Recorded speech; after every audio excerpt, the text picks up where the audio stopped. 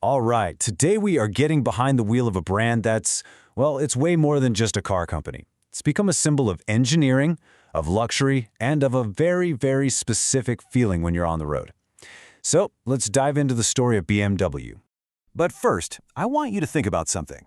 How does a collection of metal, glass, and rubber become an icon?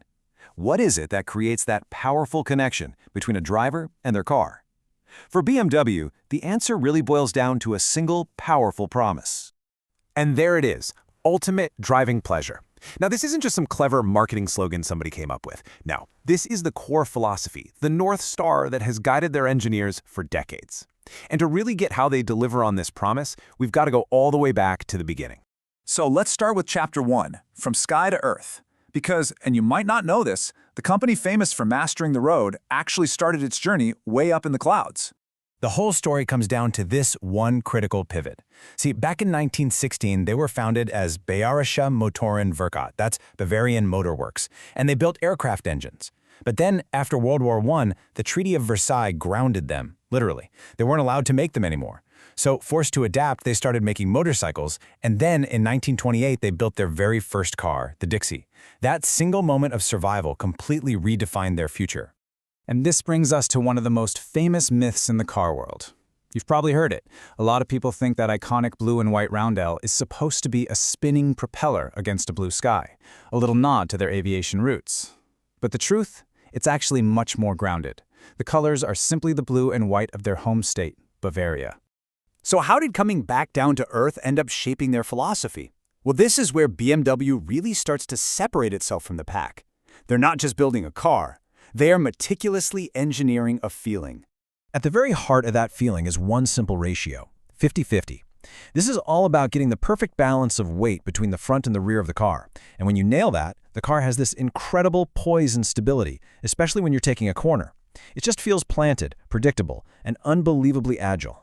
The next key ingredient is rear-wheel drive. Think about it. By sending all the power to the back wheels, the front wheels are left free to do just one job, steer. And the result is this incredibly precise, super responsive handling. It's that feeling of being pushed through a corner, not pulled. That is what defines ultimate driving pleasure.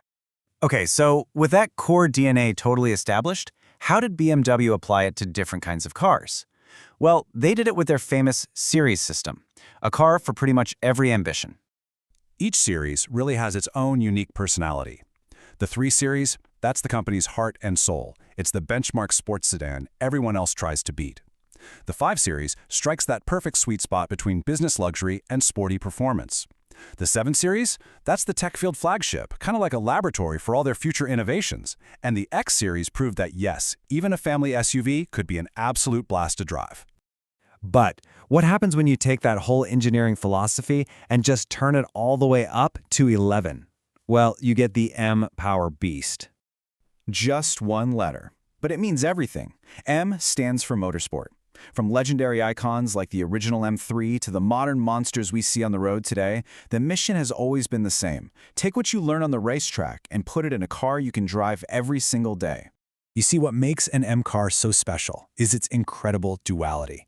From Monday to Friday, it's a comfortable, premium car, perfect for the commute or the school run. But on the weekend, it completely transforms into a track-ready beast that embodies the absolute peak of BMW's performance engineering. But of course, the world is changing. So how does a brand built on the very specific feel of a combustion engine adapt to the electric revolution? BMW actually got into this game pretty early with its i sub-brand. First, we got the pioneers, the quirky little i3 city car and the jaw-dropping i8 supercar. I mean, those looked like they drove straight out of the future. Now we have the leaders, the mainstream i4, iX, and i7, all running on their advanced eDrive technology. And through this whole transition, the company has made a really bold promise.